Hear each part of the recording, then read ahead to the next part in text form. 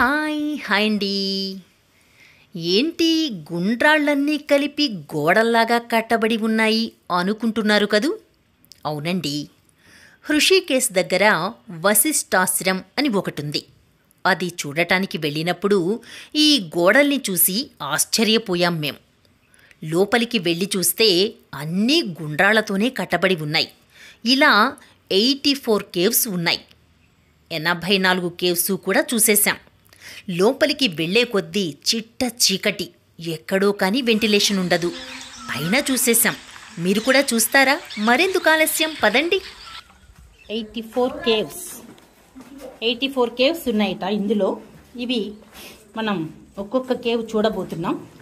ఇవి రాళ్లతో కట్టారు. ఈ బాల్స్ అన్నీ కూడా చూసారా, వెరైటీగా ఉన్నాయి అన్నీ. చాలా బాగుంది. వశిష్ఠాశ్రమం, ఋషికేశ్లోని వశిష్ఠాశ్రమం చూస్తున్నాం మనం. ఇది రాళ్లతో కట్టి చాలా వెరైటీగా ఉంది ఈ ఆశ్రమం. ఇన్ని రాళ్ళు ఎలా తెచ్చారు అమ్మా?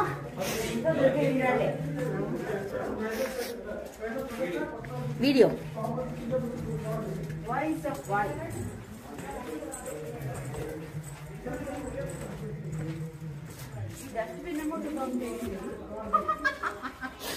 డస్ట్బిన్ 2018. Let it be.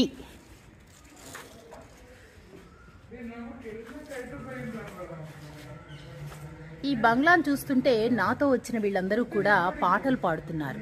అవి ఏమిటనుకుంటున్నారా? అది పాడండి మేడం, మీరు కూడా. Wow wow.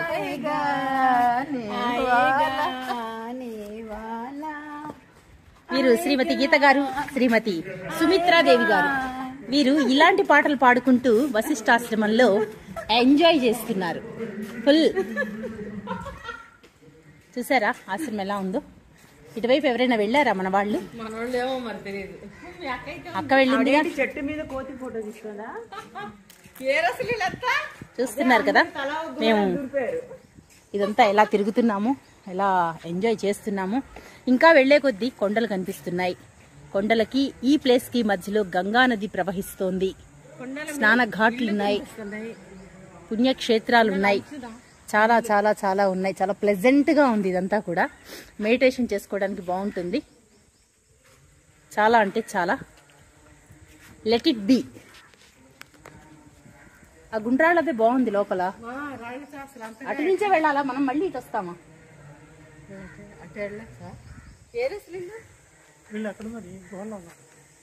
ఇంకా లోపల ఉన్నాయి అవి కాకుండా.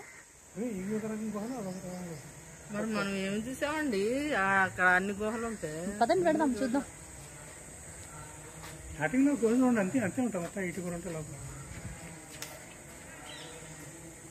84 కేవ్స్ అట ఇవి. మేము ఒక కేవ్ మాత్రమే చూసాము. ఇలా వీళ్ళంతా లోపలికి వెళ్ళడానికి గాలి ఆడదేమో అని చెప్పేసి, వస్తున్న వ్యక్తి శర్మ గారు అని చెప్పేసి చాలా ఫేమస్ సింగర్ అయిన పాటలు పాడుతుంటారు. ఇగో ఇవి గుహలట. చూడండి, చాలా రాళ్లతో కట్టారు ఇవన్నీ కూడా. ఈ కేవ్స్ బాగున్నాయి ఇక్కడ చాలా. చూస్తున్నారా కేవ్స్ ఎంత అందంగా ఉన్నాయో?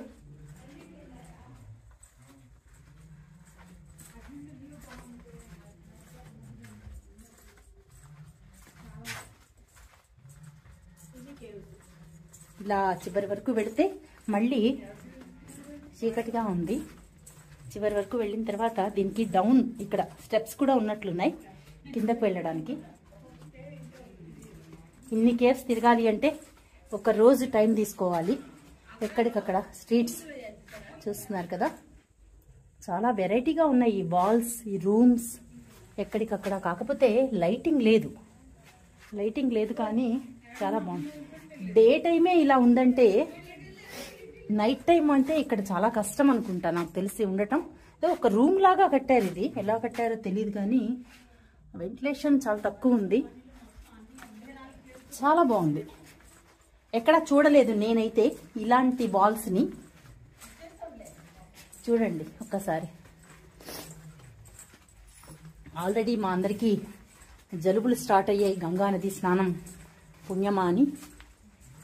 మార్నింగ్ అంతా అభిషేకం యాగం దగ్గర ఉంటున్నాం. ఆఫ్టర్నూన్ సెక్షన్ ఇలా రోజుకో వైపు వెళుతున్నాం.